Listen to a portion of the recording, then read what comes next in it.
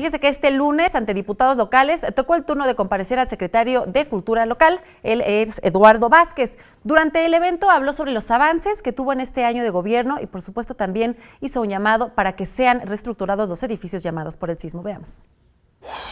El secretario de Protección Civil de la Ciudad de México, Fausto Lugo, señaló que es importante considerar que esta secretaría trabaje bajo el mismo esquema de mando único con el cual trabaja la Secretaría de Seguridad Pública y el heroico Cuerpo de Bomberos. Señaló que de esta forma se hace más eficiente la respuesta de protección civil ante emergencias.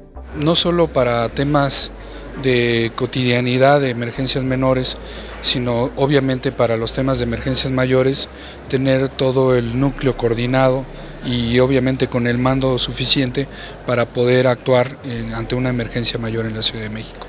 Durante su comparecencia en la Asamblea Legislativa, el secretario solicitó a los diputados locales mantener el presupuesto en la materia para el próximo año sin recortes. No esperamos ningún recorte, esperamos que al menos nos asignen lo que se ha venido asignando en años pasados.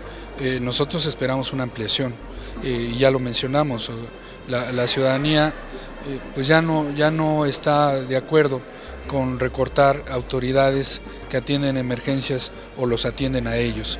Y nosotros desde Protección Civil, nuestra dedicación es con ellos, entonces no sería congruente pensar en recortes.